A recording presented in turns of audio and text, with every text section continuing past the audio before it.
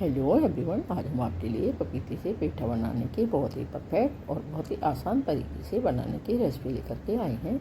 इसके लिए हमने एक कच्चा पपीता लिया है, उसे अच्छे से छीलकर वॉश कर उसे के बड़े बड़े पीस कर लिए हैं और इसे हुक से चारों तरफ से हमने होल कर लिए हैं। और अब हमने इसके छोटे छोटे पीस करके इसको अच्छे से वॉश कर लिया है और वॉश करने के बाद हम इसे कुकर में ट्रांसफ़र कर देंगे और इसे हमें बस केवल सॉफ्ट करने तक ही इसको हमें पकाना है, गलाना नहीं है। इसलिए हमने केवल एक ही सीटी लगाई है और ये देखिए अब हमारा पपीता सॉफ्ट हो गया है। अब हम इसको स्ट्रेनर में डाल करके इसका सारा पानी निकाल देंगे और एक पीस हम उठाकर आपको दिखाते हैं। देखिए केवल सॉफ्ट हुआ है, हमने इसको गलाया नहीं है, इसलिए एक ही सीटी लगाई है। और इस तरह से अब हम इसे सूखने के लिए छोड़ देंगे और जैसे इसका सारा पानी निकल जाएगा तभी हम इसका पीठा बनाना शुरू करेंगे। उतना ही बढ़िया हमारा पीठा बनेगा। अगर इसका पानी रह जाएगा तो पीठा अच्छा नहीं बनेगा।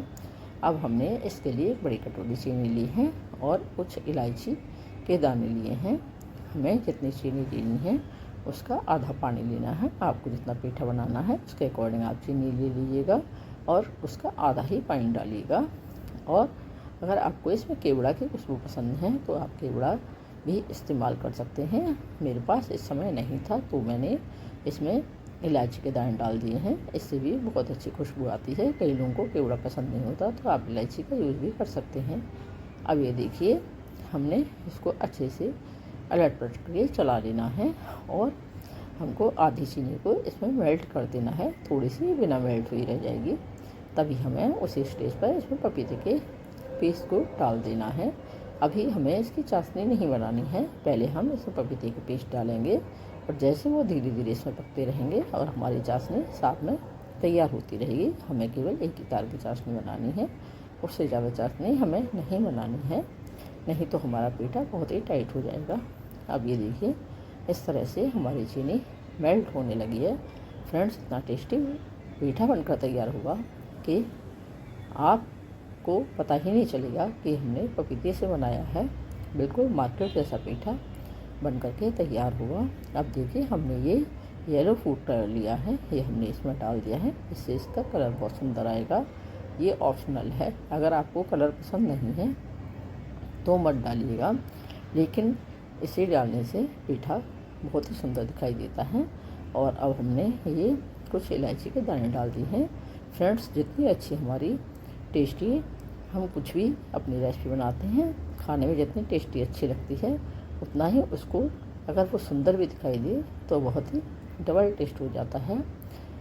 इन दोनों का ही होना बहुत ज़रूरी है। हमारा जो भी हम बनाते हैं वो टेस्टी के साथ साथ देखने में सुंदर हो तो सोने पे सुहागा हो जाता है और खाने वाले को भी बहुत ही आनंद आता है।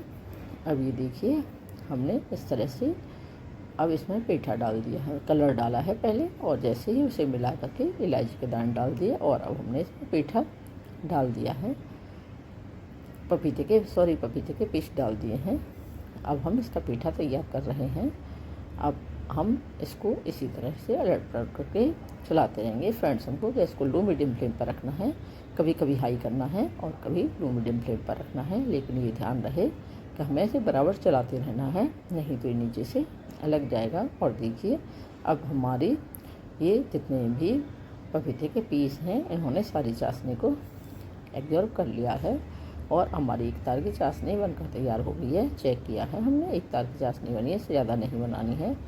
अब जैसे ही हमारा ये पीठा बनकर तैयार हो हमें इसे तुरंत ही स्ट्रेनर में निकाल लेना है, क्योंकि अगर हम कढ़ाई में छोड़ देंगे तो कढ़ाई गर्म होती है तो ये आपस में चिपक जाएंगे और ठंडा होने के बाद नहीं छूटेंगे।